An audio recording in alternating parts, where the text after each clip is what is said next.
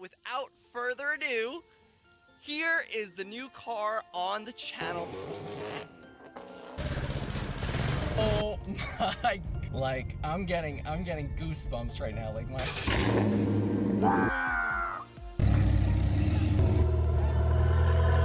wow. I know this is gonna sound really silly, but I'm stuck. This is nuts! This is nuts! Give her a rev. Yeah. Dude, like we're... Hello everybody, welcome back to another JQ on the go video. So today I'm going to be talking about my VAVA dash cam and why I am returning it. So I've had this dash cam now for about 2 weeks. I ended up getting two of them. I had a regular VAVA dash cam and then I had the dual VAVA dash cam, and both of them just didn't fit all the criteria that I was looking for, especially for the price, compared to my old dash cam, which was the Vanture N1, if I'm correct. I'll put that right here. And I've had that dash cam since I was about 17 years old, 16, 17, right around there.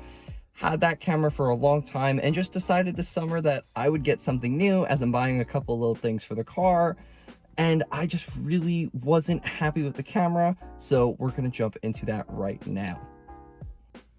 So to give you a little bit of a background here, so this is the actual head unit. You have the two wires here, a USB Type-C for the rear camera, and then a regular micro USB for the power and the GPS module here. I was going to show you my camera from the rear, but with my tint you can't see it.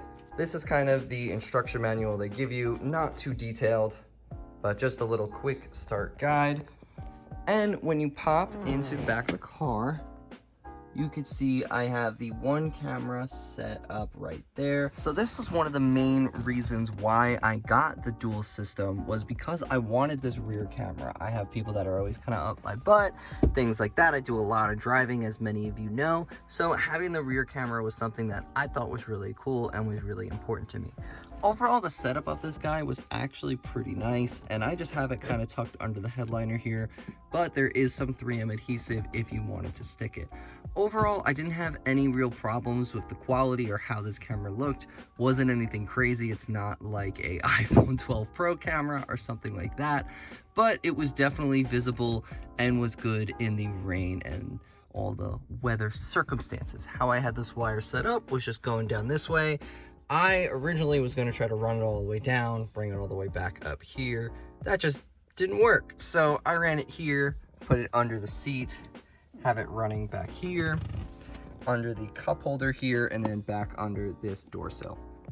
I'm going to be plugging it in back here in my cigarette outlet there. This wire, I'm going to try to run this by the windshield, and then I'm going to try to run this wire along next to the airbag down this way, just so I have a channel for the one wire, the power here, and the other wire there. And when I talk about issues with the formatting with the SD cards, I'm talking about the actual capacity. So as you can see here on my little book, which I'll show you in a second, it says that for the operation of this camera, it is capable of holding a 16 gigabyte, 32 gigabyte, 64 gigabyte, or 128 gigabyte. And with both of my cameras, after I took the SD card out, put it back into my computer to download the files off, when I re-put in the SD card into both of the cameras, each camera gave me an error message on the app saying that the SD card needed to either be 16 or 128. And the SD card I'm using is 64 gigabytes. So with this camera and with my original camera, I reset the camera, reformatted the SD card, thinking that that would fix the issue, and it did not. So I wasn't able to connect to it on the app. My frame rates were being all weird. I was having like a purple bar on the bottom.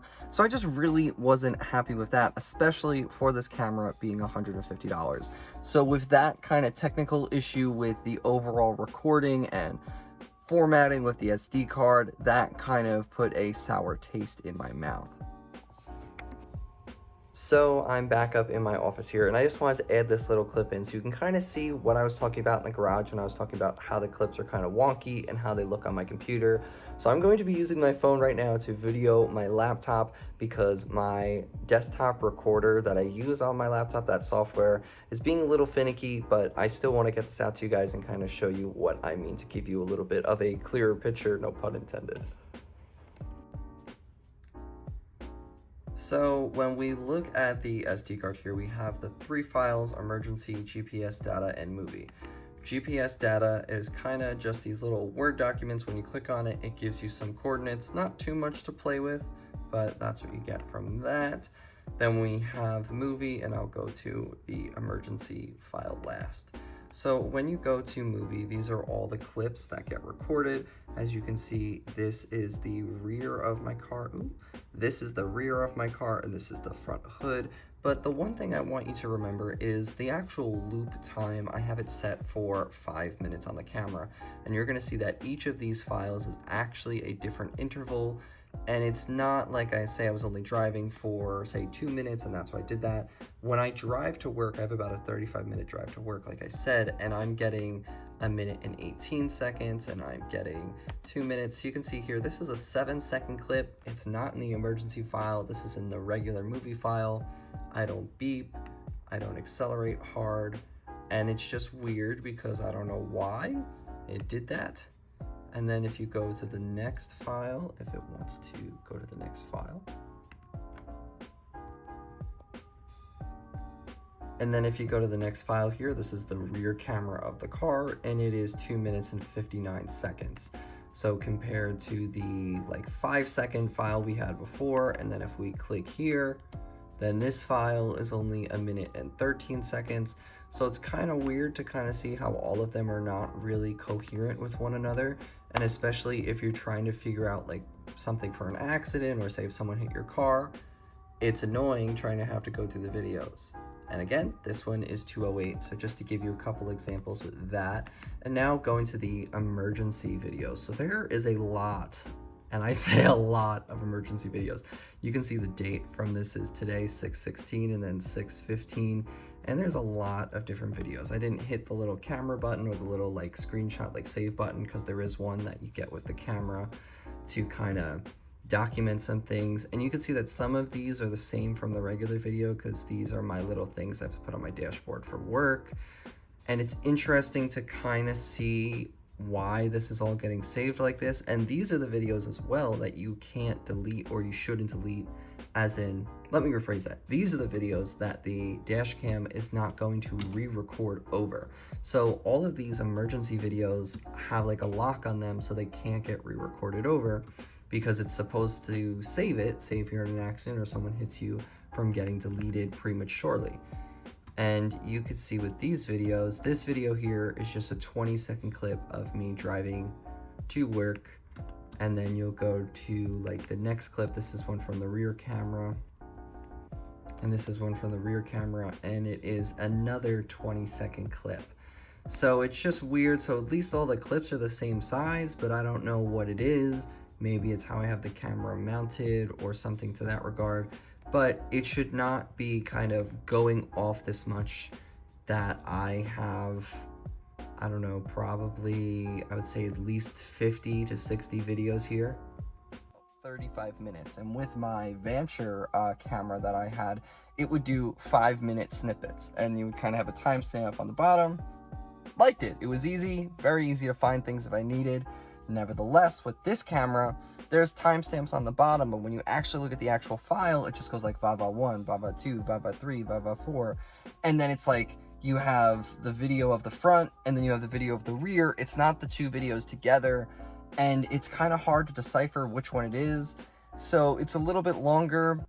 And I don't know, it was not what I was expecting, and the overall experience, there's definitely things that they can tweak. And this, again, is just my personal opinion. This is just what I thought about the camera. And as the viewer, I want to let you know what I think about this product, so if you want to buy it or not.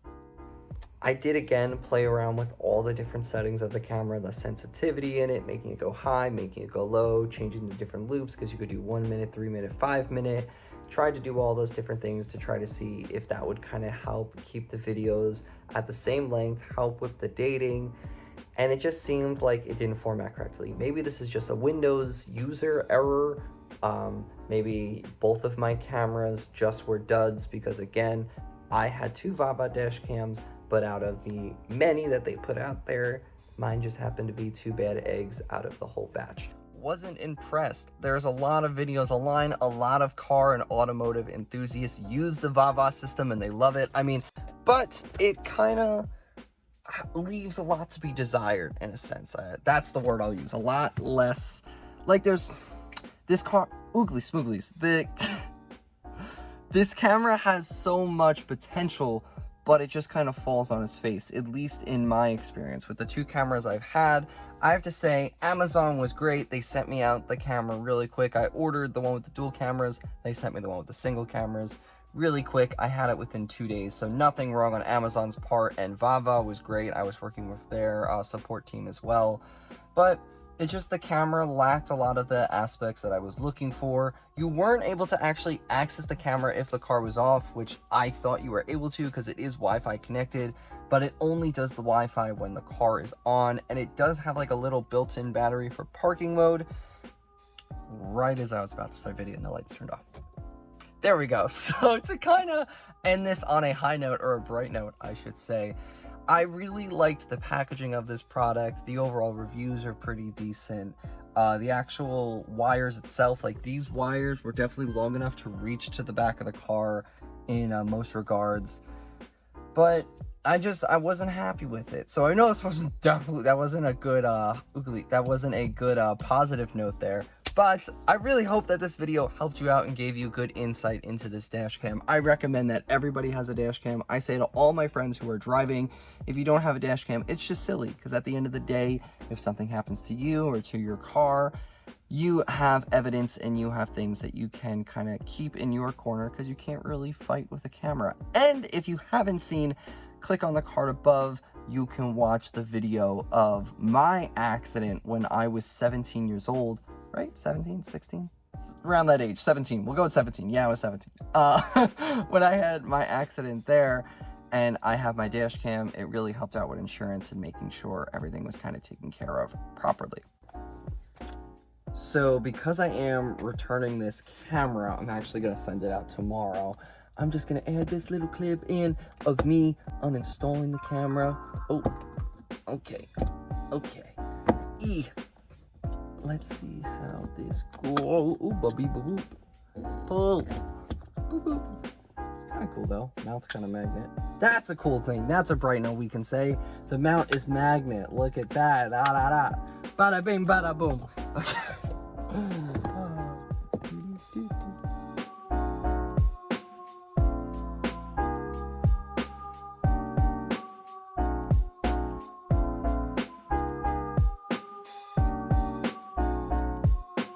Other experiences, anything like that, make sure to put that below so everybody here can kind of talk with one another and we can share our experiences about this dash cam so you can get a product that you want. So on that note, I really hope that this video helped you out. Please make sure to comment, like, and subscribe. I hope to see you in the next one, and have a wonderful day. Bye.